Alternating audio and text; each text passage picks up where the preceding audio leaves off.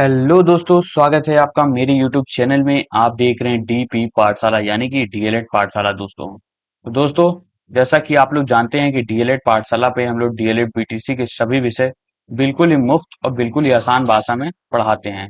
चाहे आप हिंदी मीडियम के हो या फिर इंग्लिश मीडियम के, उससे फर्क नहीं पड़ता, क्योंकि हम आपको पढ़ाते हैं इंग्लिश और हिंदी दोनों ही भाषाओं में, ताकि आपको हर टॉपिक अच्छे से समझ में आ सके। अगर आप ढूंढ रहे हो डीएलएड के सभी विषयों के सटीक, सरल और पूरी तरीके से नोट्स आधारित वीडियोस, तो आप बिल्कुल सही चैनल पे आ गए हो। चैनल को सब्सक्राइब करते हैं, वीडियो को लाइक कर दें, बेल आइकन दबाना ना भूलें और हमारा टेलीग्राम चैनल DLED_क्लास पाठशाला को ज्वाइन कर लें। यहाँ पे आपको नोट्स, पीडीएफ सारी चीजें फ्री में मिल जाएगी। ठीक है दोस्तों, हम लोग स्टार्ट करते हैं फर्स्ट सेमेस्टर का। आज का क्लास है मैथ्स की क्लास, हम लोग स्टार्ट कर रहे हैं। मैथ्स हमको 1 महीने के अंदर अंदर कंप्लीट करना है। ठीक है, हम अच्छे से मैथ्स कवर करेंगे, सारी चीजें एक एक डिटेल पढ़ेंगे। तो दोस्तों, आइए स्टार्ट करते हैं। मैं टाइमिंग बता देता हूँ। मैथ्स फर्स्ट सेमेस्टर की जो आपकी क्लास चलती है, वो आपकी क्लास की टाइमिंग हो जाएगी 11 बजे। ठीक है, सुबह 11 बजे आपकी। और थर्ड सेमेस्टर की जो मैथ्स की क्लास है, वो आपकी या तो 4:30 बजे हम कर सकते हैं या फिर 6 बजे कर सकते हैं। ठीक है, 4:30 से 6:30 के बीच में हम कभी भी कर सकते हैं, हम बता देंगे आपको टाइम। बाकी फर्स्ट सेमेस्टर की 4-5 सब्जेक्ट हो गया है, मैथ्स अब हम लोग कवर कर रहे हैं। ठीक है, उसके बाद हम लोग साइंस कवर करेंगे, हिंदी कवर करेंगे, संस्कृत वगैरह जो भी चीजें बचेगी वो भी हम लोग कवर करेंगे। ठीक है, चलो फिर स्टार्ट करते हैं आज का लेक्चर। पहला चैप्टर बच्चों है संख्या तथा संख्यांक का बोध यानी ज्ञान। ठीक है, अंकों का ज्ञान, स्थायी मान। ठीक है, स्थानीय मान।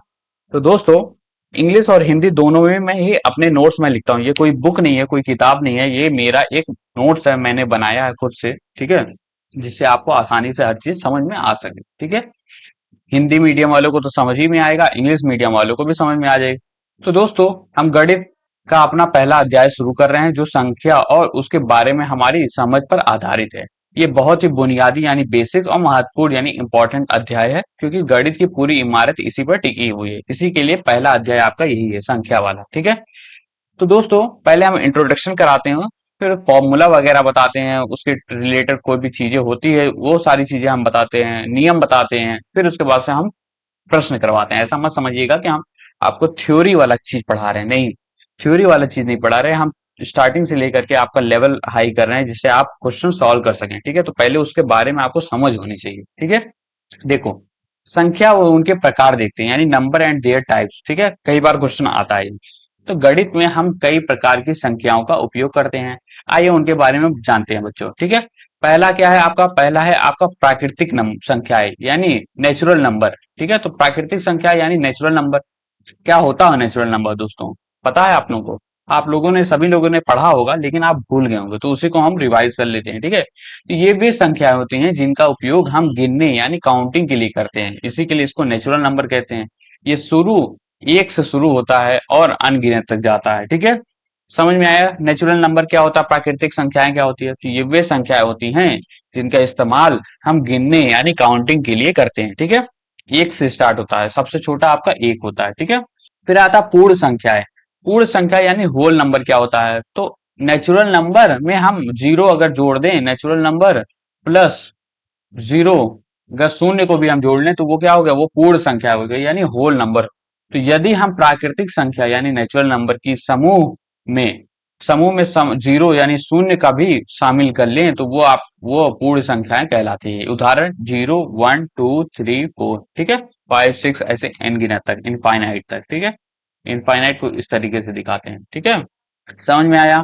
समझ में आया? प्राकृतिक संख्या है, पूर्ण संख्या, अगर पूछा जाएगा ये सारी चीजें कि क्या होती है, तो आप कभी कभी 2 नंबर में आ जाता है दोस्तों। ठीक है, आते हैं पूर्णांक क्या होता है। पूर्णांक यानी इंटीजर। तो पूर्णांक से सभी धनात्मक संख्या यानी पॉजिटिव नंबर और ऋणात्मक संख्या यानी निगेटिव नंबर और शून्य शामिल होते हैं। ठीक है, तो पूर्णांक में क्या होता है? पॉजिटिव नंबर होता है, पॉजिटिव नंबर होता है, निगेटिव नंबर होता है और जीरो होता है। ठीक है, शून्य होता है। समझे? अब पॉजिटिव निगेटिव आपका कहां से हुआ? निगेटिव आपका नेगेटिव इंफिनिटी से। ठीक है, लेकर के -3, -2, -1। जीरो भी आपका काउंट हुआ, क्योंकि जीरो हमने यहाँ लिखा था। ठीक है, जीरो भी इसमें आता है पूर्णांक में। ठीक है, यानी इंटीजर में। फिर आपका 1 से लेकर के इंफिनिटी आपका। ठीक है, तो पूर्णांक में क्या हुआ? पूर्णांक में सभी धनात्मक संख्या यानी पॉजिटिव नंबर और ऋणात्मक संख्या यानी निगेटिव नंबर और शून्य, ये तीनों शामिल होते हैं। ठीक है, समझ में आया। फिर आता है एक मेन क्वेश्चन, मेन आता है कि सम संख्याएं क्या होती हैं, सम और विषम संख्याएं क्या होती हैं। ठीक है, तो दोस्तों सम संख्या यानी इवन नंबर को ही हम लोग सम संख्याएं कहते हैं। ठीक है, तो वे संख्याएं जो दो से पूरी तरह विभाजित यानी डिविजिबल हो जाती हैं, सम संख्याएं वो कहलाती हैं। समझ में आया। तो वो संख्याएं जो आपकी दो से डिवाइड हो जाए, जैसे 2, 4, 6, 8, 10, 12, 14, तो ये सारी आपकी क्या है, दो से डिवाइड हो जा रही है, दो से डिविजिबल हो जा रही है। ये सारी क्या है, ये सारी आपके सम संख्याएं हैं। ठीक है, विषम संख्या क्या होती है यानी ऑड नंबर, तो वे संख्याएं जो दो से पूरी तरह विभाजित नहीं होती वो विषम संख्याएं होती हैं। ठीक है, यानी दो से हम उसको डिवाइड करें, पूरी तरह डिवाइड विभाजित हो जाती है और पूरी तरह विभाजित नहीं होती, इसका क्या मतलब होता है। तो देखो दोस्तों, जैसे मान लो हम सम संख्या को लेते हैं 8। ठीक है, 8 को हम 2 से भाग करते हैं तो 2 चौके 8 होता है। ठीक है, यानी कुछ शेष नहीं बचा, कुछ पॉइंट में कुछ नहीं बचा। ठीक है, ये पूरी तरीके से विभाजित हो जा रही है। ठीक है, कुछ बच नहीं रहा, तो ये आपकी क्या सम संख्या हो गई आपकी 8। ठीक है, इसी की तरह अगर हम मान लो 11 रख लेते हैं। ठीक है, 11/2 कर देते हैं तो क्या आएगा, 5.5 आएगा। ठीक है, यानी 5 आपका तो आया, 5.5 आपका शून्य बच गया, आपका शेष बच गया। ठीक है, तो पूरी तरीके से विभाजित नहीं हुआ, इसी के लिए डिवाइड हो गया, तो ये डॉट में आ गया, फ्रैक्शन में आ गया या डेसिमल में आ गया आंसर। इसका मतलब ये पूरी तरीके से डिवाइड नहीं हुआ दोस्तों, तो ये क्या होगा, ये आपकी विषम संख्या हो गई। ठीक है, तो 1, 3, 5, 7, 11 ये सारी चीजें आपकी क्या है, ये सारी चीजें आपकी विषम संख्याएं यानी ऑड नंबर है दोस्तों। समझ में आया बच्चों, समझ में आया कि नहीं। आगे बढ़े, आओ आगे बढ़ते हैं इसी बात पे। ठीक है, अभाज्य संख्या इंपॉर्टेंट। ठीक है, बहुत इंपॉर्टेंट। अभाज्य संख्या क्या होती है, यानी प्राइम नंबर को ही हम अभाज्य संख्या कहते हैं। अभाज्य मतलब किसी से भाज्य ना हो पाए, केवल एक से भाज्य हो और खुद से भाज्य हो, जो नंबर है उसी से भाज्य हो यानी डिवाइड हो सके। ठीक है, तो दोस्तों प्राइम नंबर यानी अभाज्य संख्या है वह प्राकृतिक संख्या यानी नेचुरल नंबर है जो एक से बड़ी होती है, एक से या तो बड़ी हो, एक से बड़ी हो, जिससे केवल दो गुणनखंड होते हैं और उसके दो गुणनखंड होते हैं। ठीक है, एक से तो बड़ी होनी चाहिए और दूसरा क्या होना चाहिए, उसके दो गुणनखंड, दो फैक्टर होने चाहिए। ठीक है, कौन कौन से फैक्टर, एक और वह खुद संख्या, वही चीज कि एक भी या तो एक डिवाइड करे उसको और स्वयं संख्या उसको डिवाइड करे, तभी वो आपका अभाज्य संख्या है। जैसे आपका 2, 3, 5, 7, 11। अब देखो दोस्तों 7 मान लो है। ठीक है, 7 है तो 7 को किसी और से, 7 का फैक्टर क्या होगा, 7 किससे डिवाइड होता है, एक से डिवाइड होगा। ठीक है, 2 से नहीं हो पाएगा, 3 से भी नहीं होगा, 3 2 6, 3 3 9 हो जाता है, 4 से 4 2 8, 4 1 4, 4 2 8 हो जाएगा, 5 से 5 1 5, 5 2 10 हो जाता है, 6 से 6 1 6, 6 2 12 हो जाता है, 7 आ ही नहीं रहा है, तो फिर 7 1 7, यानी एक और 7 ही आया आंसर। ठीक है, तो इसका मतलब 7 जो है आपकी अभाज्य संख्याएं हैं, यानी आपकी प्राइम नंबर है। समझ में आया बच्चों के नहीं, समझ में आया अभाज्य संख्या क्या होती है। तो अभाज्य संख्या वह संख्या है, प्राकृतिक व नेचुरल प्राकृतिक संख्याएं हैं जो एक से, पहली बात तो एक से बड़ी होनी चाहिए और दूसरी बात है कि उसके दो गुणनखंड होने चाहिए यानी दो फैक्टर होने चाहिए, दो ही नंबर से वो पूरी तरीके से डिवाइड हो सकती है, या तो वो एक है या तो वो खुद स्वयं संख्याएं हैं। ठीक है, समझ में आया। सबसे छोटी जो प्राइम नंबर है वो कौन है, आपकी अभाज्य संख्या 2 है, याद रखिएगा, इंपॉर्टेंट है। ठीक है, 2। अब भाज्य संख्या क्या होती है, भाज्य संख्या यानी कंपोजिट नंबर को भाज्य संख्या कहते हैं। तो वे प्राकृतिक संख्याएं यानी वे नेचुरल नंबर जो एक से बड़ी होती है, एक से तो बड़ी होगी, और जिनकी दो से ज्यादा गुणनखंड होते हैं। ठीक है, दो तो आपकी एक और वो खुद संख्या हो गई, उसके अलावा और भी भाज्य संख्या और भी उसके गुणनखंड यानी फैक्टर होते हैं, और भी नंबर उसको डिवाइड कर सकते हैं, तो वो आपके क्या हो गए, भाज्य संख्या हो गई, यानी वो भाज्य हो पा रही है। ठीक है, यानी डिवाइड हो पा रही है। उदाहरण दो, उदाहरण आपका 4, 6, 8, 9, 10। अब देखो 4 कैसे, 4 को एक से भी डिवाइड हो रहा है, 2 से भी डिवाइड हो रहा है, 2 2 4, और 3 से तो नहीं हो रहा है, 4 से खुद से हो रहा है, तो एक 4 तो आपको पहले से है, 2 आपका फिर से हो रहा है अलग, तो ये क्या हो गई, ये आपकी भाज्य संख्याएं हो गई। ठीक है, एक ना तो अभाज्य है और ना ही भाज्य है। समझ में आया, ये इंपॉर्टेंट क्वेश्चन है। एक क्या है, एक अगर पूछ ले कि क्या है, भाज्य संख्या है या फिर अभाज्य है, तो ना फिर ना वो अभाज्य है और ना ही वो भाज्य है। ठीक है, एक आपका कुछ नहीं है। ठीक है, समझ में आया बच्चों, इंपॉर्टेंट है, याद कर लीजिएगा ये सब। ठीक है, आगे बढ़ते हैं, परिमेय संख्या क्या होती है, नेचुरल नंबर्स। परिमेय संख्या यानी नेचुरल नंबर बहुत इंपॉर्टेंट है, सेकंड सेमेस्टर में क्वेश्चन आया था। ठीक है, फर्स्ट सेमेस्टर में भी आता है। तो ठीक है, तो परिमेय संख्याएं क्या होती है यानी नेचुरल नंबर क्या होते हैं, तो वे संख्याएं जिन्हें हम p डिवाइड बाई क्यू, ठीक है, p डिवाइड बाई क्यू के रूप में हम लिख सकते हैं। ठीक है, जहां उसका उसका कंडीशन क्या है कि पी और क्यू पूर्णांक है, ठीक है, पी और क्यू आपका क्या पूर्णांक है, और क्यू शून्य नहीं है, ठीक है, क्यू जो है आपका शून्य नहीं, क्यू आपका शून्य नहीं होना चाहिए, शून्य होगा तो वो इनफाइनाइट हो जाएगा नंबर, ठीक है, तो क्यू आपका शून्य नहीं होना चाहिए, और पी और क्यू और आपके पूर्णांक है, ठीक है। उदाहरण आपका क्या हुआ, उदाहरण आपका क्या हुआ, 1/2 आपका क्या है, ये आपका नेचुरल नंबर या रेशनल नंबर यानी परिमेय नंबर है, ठीक है। 3/4 आपका परिमेय नंबर है, -5/7 आपका परिमेय नंबर है, 0 भी आपका परिमेय नंबर है, 2 भी है, क्योंकि 2 और 2, दो को हम, दो क्यों परिमेय नंबर आएगा, पूछा जाए दो क्यों परिमेय नंबर है, तो दो को हम इस तरीके से लिख सकते हैं, ठीक है, 2/1, आंसर तो वन ही आएगा, आंसर तो 2 ही आएगा, ठीक है। तो P is equal to Q के फॉर्म में ये आ गया ना, और Q आपका क्या है, Q आपका 0 नहीं है, 1 है, तो आपका ये क्या हो गया, ये आपका परिमेय संख्या हो गई यानी रेशनल नंबर हो गया। समझ में आया बच्चों के नहीं, समझ में आया कि नहीं, आप लोगों को समझ में आ गया। आगे बढ़ा जाए, आओ फिर आगे बढ़ते हैं, अपरिमेय संख्या देखते हैं कि अपरिमेय संख्याएं क्या होती हैं, ठीक है। परिमेय संख्या तो हमने देख लिया, अपरिमेय संख्या क्या होती है, तो वही चीज, सेम कंडीशन, पी और क्यू में, P P divide by Q के फॉर्म में हम उसको नहीं लिख सकते हैं, ठीक है।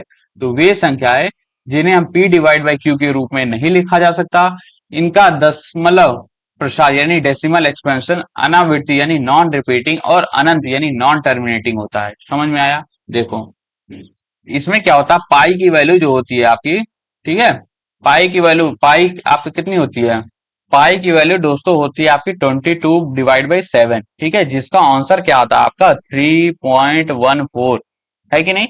लेकिन ये नहीं है, इतना नहीं है, 3.141592 6 ऐसे ऐसे करते करते बहुत सारे नंबर आते हैं, ठीक है।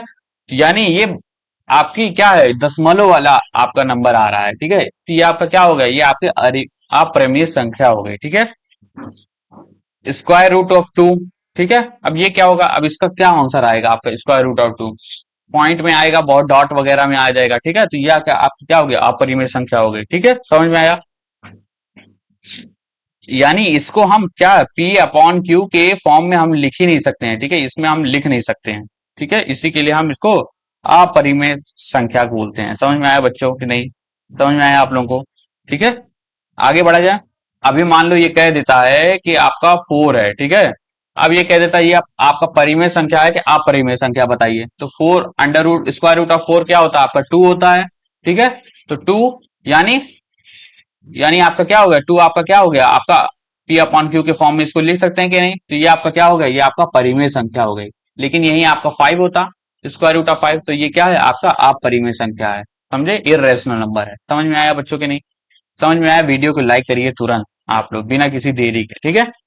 आगे बढ़ा जाए, आओ आगे बढ़ते हैं, पढ़ते हैं वास्तविक संख्याएं क्या होती है, यानी वास्तविक, वास्तविक मतलब क्या होता है, रियल यानी रियल नंबर, तो सभी परिमेय और अपरिमेय संख्या मिलाकर वास्तविक संख्या बनती है, यानी रेशनल नंबर और इरेशनल नंबर, हर संख्या मिलाकर के ये आपकी क्या हो जाती है, सारी रियल नंबर यानी वास्तविक संख्या हो जाती है, ठीक है। समझ में आ गया कि नहीं, सारी चीज समझ में आ गया कि कितने प्रकार के आपके कौन कौन से आपके नंबर होते हैं, समझ में आ गया आप लोग को, नेचुरल नंबर, प्राकृतिक संख्याएं, पूर्ण संख्याएं, पूर्णांक, सम संख्याएं, विषम संख्याएं, अभाज्य संख्याएं, भाज्य संख्याएं, परिमेय संख्याएं, अपरिमेय संख्या, वास्तविक संख्या, ये सारा ये बहुत इंपॉर्टेंट टॉपिक है बच्चों, आता है इससे क्वेश्चन, ठीक है।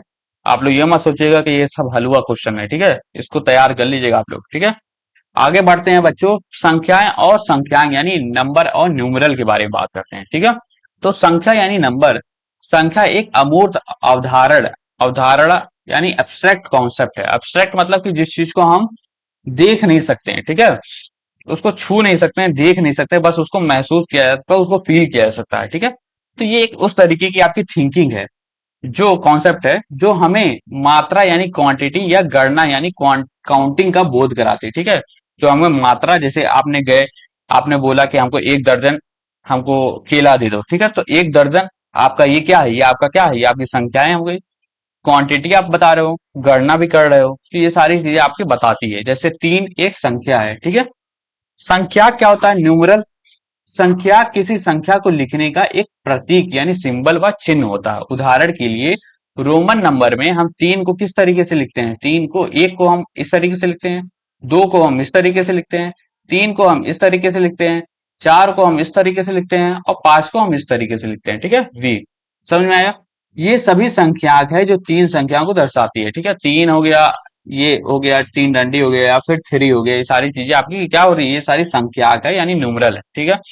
संख्या को लिखने की कई लिपियां यानी स्क्रिप्ट होती हैं। अब संख्या को किस तरीके से लिखा जाए, कई तरीके की उसकी लिपि होती है, लिखने का तरीका होता है, ठीक है। पहला तो हो गया आपका देवनागरी, ठीक है, जिसमें आपका क्या आ गया, थ्री, जैसे ये आपका है एक दो तीन चार, ठीक है। दूसरा आता है अंतरराष्ट्रीय, जिसमें हम इस तरीके से लिखते हैं नंबर में 1 2 3 4 5 6 7 8 0, जो आमतौर पर उपयोग करते हैं वो क्या है, इंटरनेशनल है, ठीक है। इसमें आपका शून्य वगैरह आ गया देवनागरी में, ठीक है।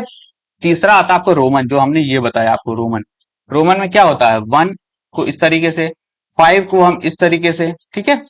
एक्स, एक्स आपका होता है, एक्स को आपको 10, देखो चार्ट में बना देता हूँ ना, आपके काम आएगा, एक सेकेंड रुक जाओ। ये आपका यही लिख देता हूँ ना, ये देखो, ये वन है, ये आपका क्या है, ये वन है। ये वी अगर है तो वी का क्या मतलब होगा, वी का मतलब 5 हो गया, ठीक है। एक्स का मतलब आपका 10 हो गया, ठीक है। एल का मतलब क्या हुआ, एल का मतलब आपका 50 हो गया, ठीक है। सी का क्या मतलब हुआ, सी का मतलब आपका 100 हो गया, सेंचुरी होता है ना सी। फिर आपका डी का मतलब 500, और एम का मतलब आपका 1000, ठीक है। समझ में आया बच्चों के नहीं, समझ में आ गया? तो आई का आपका हो गया एक, वी का आपका 5, एक्स को हम 10 से लिखते हैं, 10 को हम एक्स लिखते हैं, 50 को हम एल लिखते हैं, ठीक है।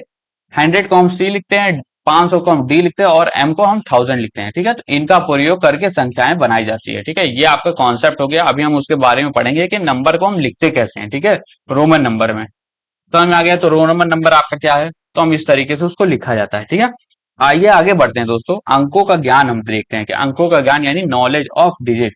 तो अंक यानी डिजिट, अंक वे प्रतीक यानी सिंबल हैं जिनसे संख्याएं बनाई जाती हैं, ठीक है। अंक क्या है आपका, एक है, दो है, पांच है, सात, इनसे क्या होता है, इनसे संख्याएं बनती है आगे जाकर के। मान लो आपको 12 लिखना है, ठीक है, तो एक भी हम ले लिए, एक इधर, ये एक इससे ले लिया, दो इधर से ले लिए, तो हमारा 12 बन गया। तो संख्याएं किससे बनी आपकी, इन्हीं अंकों से बनी। हमारी दशमलव प्रणाली यानी डेसिमल सिस्टम में कुल 10 अंक होते हैं। कितने होते हैं डेसिमल सिस्टम में? आपके कई तरीके का सिस्टम होता है, डेसिमल होता है, ठीक है, हेक्सा वगैरह वाला होता है, बाइनरी होता है, ठीक है। बाइनरी में आपका क्या होता है, 0 और 1 होता है, ठीक है, यानी उसके कुल अंक उसमें 10 होते हैं, ठीक है। दशमलव में आपके डेसिमल सिस्टम में आपके 10 होते हैं, 0 1 2 3 4 5 6 7 8 9। याद रखिएगा 10 नहीं आता, 10 के जहाँ 0 आता है, ठीक है। समझ में आया अंकों का ज्ञान में? आइए बढ़ते हैं आगे, स्थानीय ज्ञान के बारे में पढ़ते हैं, स्थानीय मान के बारे में, ठीक है, यानी प्लेस वैल्यू, और जातीय मान यानी फेस वैल्यू। इंपॉर्टेंट है, टॉपिक है, आपका क्वेश्चन आता है इससे, ठीक है। स्थानीय मान यानी स्थान, स्थान मानी प्लेस, यानी वो नंबर, वो नंबर की वो संख्या, वो अंक कौन से प्लेस पे आ रही है वो बताने के लिए, ठीक है। किसी अंक का स्थानीय मान वह मान होता है जो उसकी संख्या यानी स्थिति यानी पोजीशन पर निर्भर करता है, ठीक है।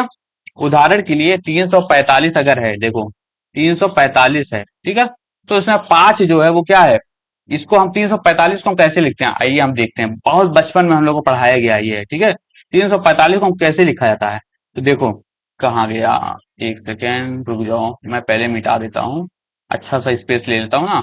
देखो बच्चों, 345 इसको हम कैसे लिखते हैं, तो 5 को हम क्या करते हैं, 5 इंटू आपका 1, तो ये क्या हो गया, 5 हो गया, ठीक है। ये आपका 1 से स्टार्ट होता है, फिर यहाँ पे क्या होता है, यहाँ 10 हो गया, यानी 4 है अगर 4, तो इंटू 10 से हम मल्टीप्लाई करेंगे, तो ये क्या हो गया, ये 40 हो गया।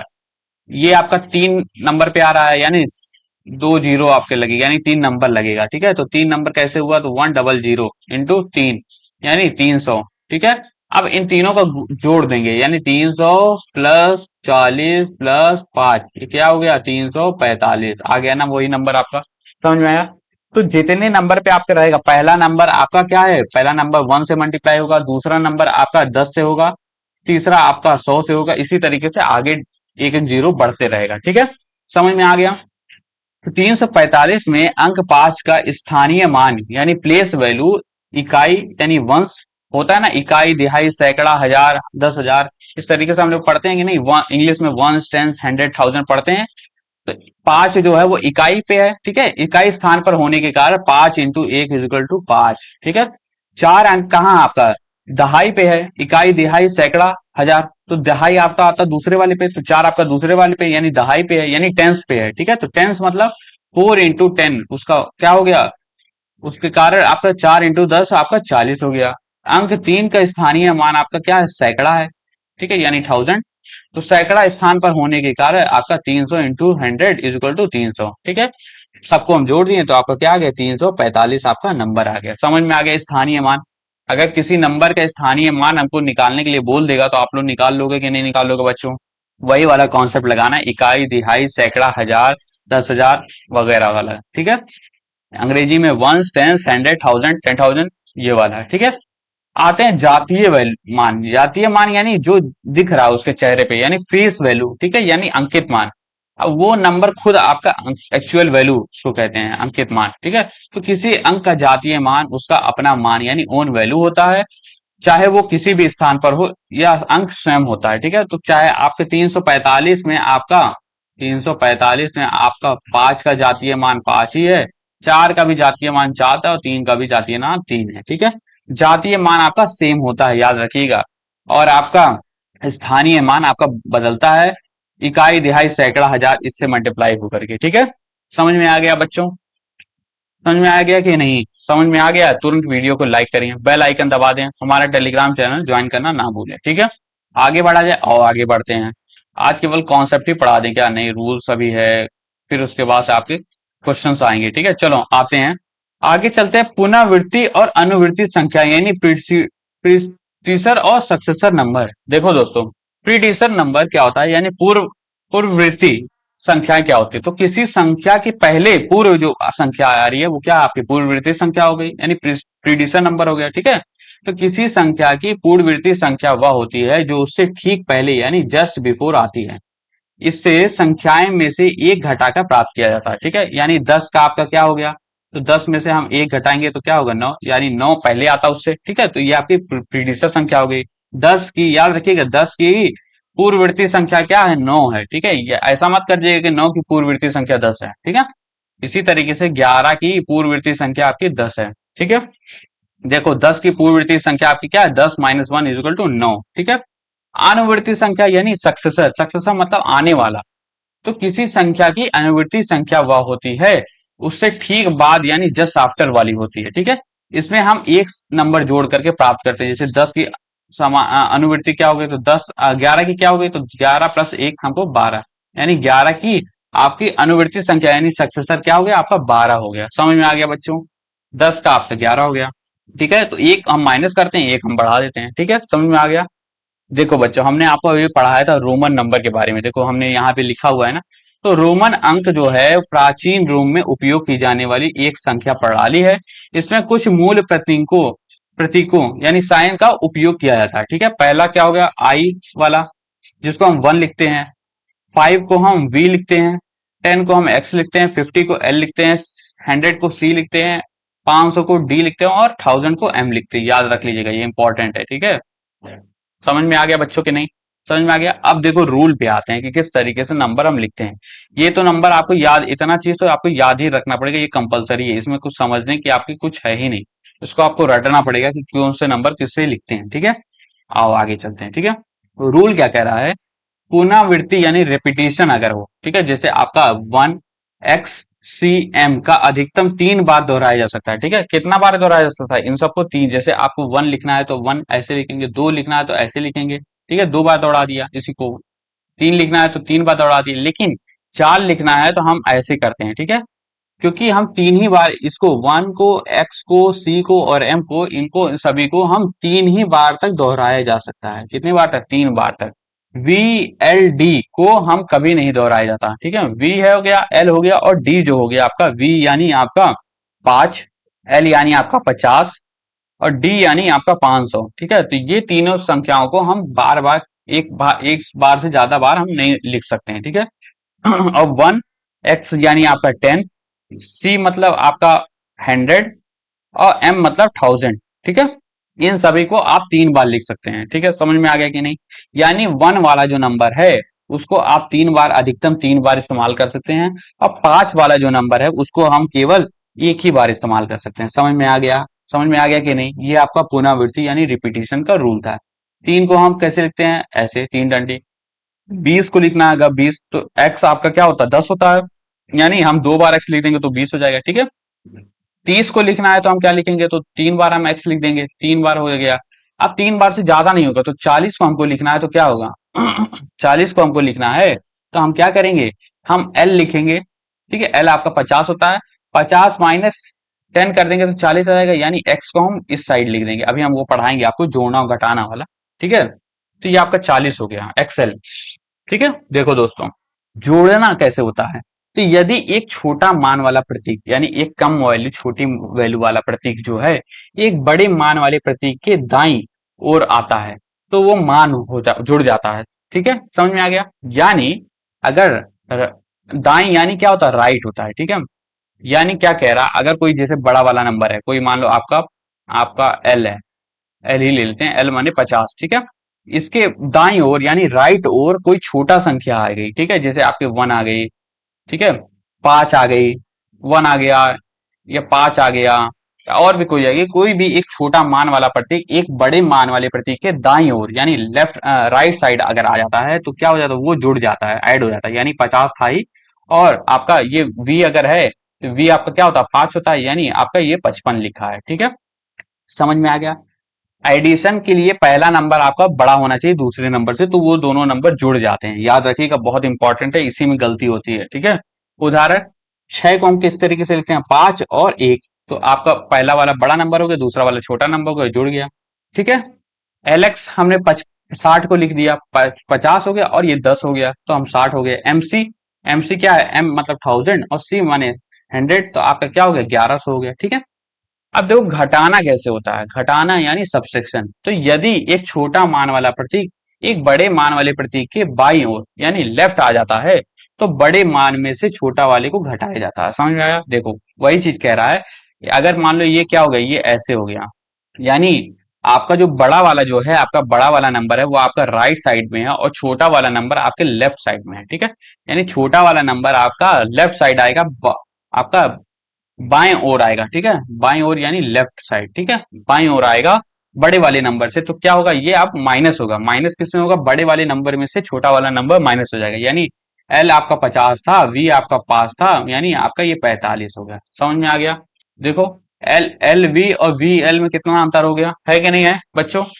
समझ में आ गया कि नहीं? लॉजिक समझ में आ गया आप लोगों को? अब देखो कुछ मामले देखते हैं, कुछ एग्जांपल देखते हैं। जैसे 4 को किस तरीके से लिखते हैं? 1 और v, ठीक है। ये क्यों लिखा? अब छोटा वाला नंबर पहले आ रहा है, इसका मतलब माइनस होगा, तो v आपका 5 है माइनस 1 है, यानी आपका 4 हो गया, ठीक है, 4 आपका ये हो गया, ठीक है। 9 है, ये पहला वाला नंबर पहले आ रहा है, छोटा है, ठीक है, दूसरा वाला नंबर बड़ा है तो माइनस हो गया, 10 माइनस 1 9। एक्सएल है, ठीक है, एक्सएल 10 50 माइनस 10 40 हो गया, ठीक है। एक्ससी यानी 100 माइनस सी मतलब 10, सॉरी एक्स मतलब 10, तो आपका क्या हो गया? 90 हो गया। सी डी, सी वाला नंबर छोटा है, डी वाला नंबर बड़ा है, तो क्या हो गया? 500 minus 100 equal to 400। C M यानी सी आपका छोटा है, एम आपका बड़ा है, तो तो हमने क्या किया? एम माइनस सी कर दिया, यानी 1000 माइनस 100 आपका 900 आ गया, ठीक है। वी और एल और डी को कभी भी बड़े मान के बाई और घटाने के लिए नहीं रखा जाता, ठीक है, ये समझ में आया? वी यानी आपका 5, एल यानी आपका 50 और डी यानी 500, ठीक है। ये कभी भी बड़े मान के बाई, बड़ा मान है, कोई बड़ा वैल्यू है उसके बाई ओर, ठीक है, यानी लेफ्ट ओर नहीं लिखा जाता और घटाने के लिए नहीं रखा जाता, ठीक है। यानी इस इन सभी नंबर को कभी हम लेफ्ट साइड नहीं लिखेंगे घटाने के लिए, ठीक है। समझ में आ गया? समझ में आ गया कि नहीं? आगे चलते हैं। रोमन नंबर हो गया, तो एक बार हम देखते हैं बार क्या होता है, ठीक है। यदि किसी रोमन अंक के ऊपर एक लाइन खींची जाती है तो उसका मान 1000 गुना हो जाता है, ठीक है। यानी अगर v है, ठीक है, ठीक है, तो v को हम क्या लिखते हैं? 50, v को हम 5 लिखते हैं, ठीक है। तो अगर हम v पे हम बार लगा दिए तो क्या होगा? 1000 गुना हो गया, यानी 5 इंटू 1000 हो गया, यानी आपका 5000 हो गया, ठीक है।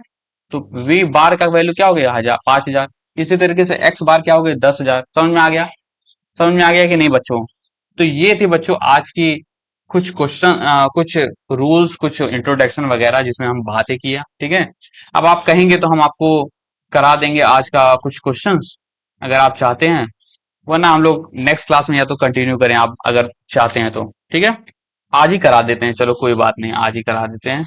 तो दोस्तों देखो पहला प्रश्न क्या कह रहा है, ऑब्जेक्टिव क्वेश्चन पे हम लोग आते हैं। ठीक है, क्या कह रहा है, संख्याओं को लिखने की लिपि क्या होती है। ठीक है, पहला क्वेश्चन आपका है संख्याओं को लिखने की लिपि क्या होती है। तो हमने पढ़ा देवनागरी भी आपकी लिपि होती है, रोमन भी लिपि होती है, अंतरराष्ट्रीय भी होती है, और यहाँ पे लिखा है ये सभी, तो यानी ये सभी आपका उत्तर हो गया। ठीक है, उपरोक्त सभी, जैसे कि हमने पढ़ा कि संख्याओं को दर्शाने के लिए विभिन्न लिपियों यानी स्क्रिप्ट जैसे देवनागरी, अंतरराष्ट्रीय यानी अरबी अंक और रोमन अंक प्रणाली का उपयोग किया जाता है। तो ये सारी चीजें आपकी सही हो गई। ठीक है, दूसरा क्वेश्चन क्या कह रहा है दोस्तों, कि ऋण पूर्णांक का उदाहरण है, क्या उदाहरण है बताइए।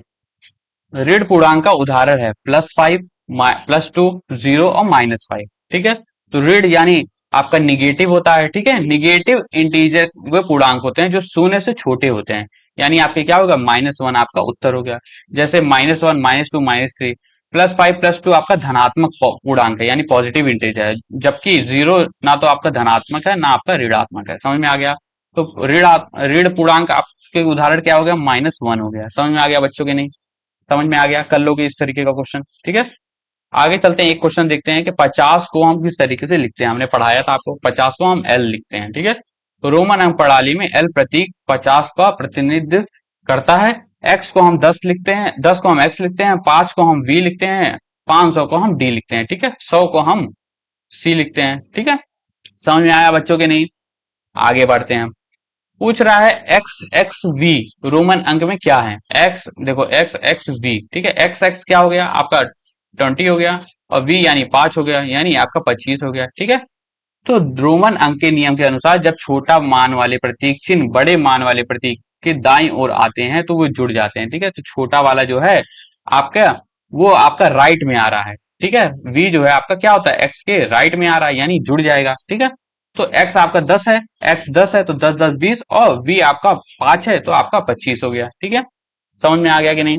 याद रखिएगा एग्जाम में आपको ये चीज लिखने की जरूरत नहीं है, व्याख्या वगैरह कि क्यों इसका आंसर है। एग्जाम में आप सीधे आंसर लिखेंगे। ठीक है, कि 25 आपका क्या है, रोमन अंक ये आएगा। ठीक है, समझ में आ गया बच्चों, समझ में आ गया कि नहीं। आगे चलते हैं, पांचवा प्रश्न देखते हैं कि संख्या 0 को रोमन अंक क्या होगा।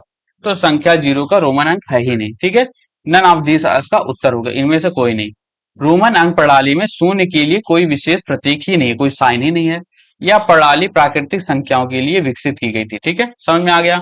आगे बढ़ते हैं, छठा प्रश्न देखते हैं कि रोमन अंक में किस संकेत को पुनरावृत्ति नहीं होती है, यानी रिपीटिशन नहीं होता है। ठीक है, हमने बताया था कि 50 अगर है, 5 वाला जो भी संख्या है उसका हम रिपीटिशन नहीं करते हैं। ठीक है, तो रोमन वही आपकी पुनरावृत्ति नहीं होगी। तो एक्स आपका क्या हो गया, 10 हो गया, सी आपका क्या हो गया, 100 हो गया, एल आपका क्या होता है, 50 होता है, डी आपका कुछ और जो भी है। ठीक है, तो आपका क्या हो गया, एल आपका 50 आ रहा है तो आप तुरंत यही लिख दोगे, डी आपका 500 होता है। ठीक है, तो दोस्तों रोमन अंक प्रणाली में वी हो गया, एल हो गया, और सॉरी ये डी नहीं था ना, ये आई था, इसी के लिए तो कंफ्यूजन हो गया, ये आई था, तो ऑप्शन डी है। ठीक है, आई मतलब 1 होता है। ठीक है, तो रोमन अंक प्रणाली में वी एल डी प्रतीक को कभी नहीं दोहराया जाता। हमने बताया था 5 वाले नंबर को कभी हम दोहराते नहीं। ठीक है, 1 x c और m को मान जोड़ने के लिए अधिकतम 3 बार हम दोहराया जा सकता है। ठीक है, समझ में आ गया बच्चों, समझ में आ गया कि नहीं। आगे बढ़ा जाए, बोल रहा है प्रथम तीन क्रम क्रमागत अभाज्य संख्याएं हैं। ठीक है, याद रखिएगा दोस्तों, ये जो क्वेश्चन था ना ये आपका 2023 में आया था। ठीक है, शून्य आपका कौन सा रोमन अंक में है। ठीक है, और रोमन अंक वाला ये जो क्वेश्चन है जिसमें एल आपने आंसर दिया है वो आपका 2022 का प्रश्न है। ठीक है, तो हम प्रीवियस ईयर क्वेश्चन भी कराते हैं, हर तरीके के क्वेश्चन कराते हैं, जो क्वेश्चन आते हैं वो भी हम कराते हैं। ठीक है, फिर हम पढ़ रहे हैं सातवां वाला जो आपका 2020 में आया था क्वेश्चन। ठीक है, क्या है, प्रथम तीन क्रमगत अभाज्य संख्या। अभाज्य संख्या यानी क्या होता है, जो नंबर आपके भाज्य ना हो सकते हैं। ठीक है, यानी प्राइम नंबर आपके होते हैं जो आपके 1 से हो जाए और खुद नंबर से हो जाए। ठीक है, तो प्राइम नंबर आपके क्या क्या होते हैं, 2 होते हैं, 3 होते हैं, 5 होते हैं। ठीक है, ये सारे आपके क्या अभाज्य संख्या है। यानी आपका प्रथम तीन यानी फर्स्ट तीन, यानी वो पूछ रहा है कि तीसरा जो है वो क्रम तीसरे क्रम क्रम के हिसाब अनुसार आपका तीसरा अभाज्य संख्या कौन सा हो गया। तो पहला ये आपका 2 हो गया, दूसरा 3 हो गया, और पांचवा आपका क्या हो गया, तीसरा हो गया, यानी 5 इसका आंसर हो गया। समझ में आ गया बच्चों, समझ में आ गया कि नहीं, समझ में आ गया बच्चों। आगे बढ़ा जाए, 8वां प्रश्न पे आते हैं। आओ 8वें पे आ जाते हैं, ठीक है। 8वां क्या कह रहा है? 8वां कह रहा है कि 9 की पुनरावृत्ति संख्याएं हैं, ठीक है। पुनः पूर्ववृत्ति, पुनः नहीं, सॉरी, पूर्ववृत्तीय संख्याएं होती है, ठीक है। तो पूर्ववृत्तीय हमने क्या, पूर्व यानी पहले, तो 9 के पहले क्या आता है आपका? 8 आता है, तो 8 क्या हो गया आपका? प्रीसीडर हो गया। तो किसी संख्या की पूर्ववृत्तीय संख्या निकालने के लिए वह होती है जो उस संख्या से ठीक एक कम होती है, यानी 9 माइनस 1 आपका 8 हो गया, ठीक है। समझ में आ गया? देखो कितना आसान आसान क्वेश्चन आता है आप लोगों को, ठीक है। आगे बढ़ते हैं, 98 का अनुवृत्तीय संख्या क्या होती है? तो अनुवृत्ति यानी आपका जो आपका सक्सेसर है, यानी आपके उसके बाद जो आता है, ठीक है।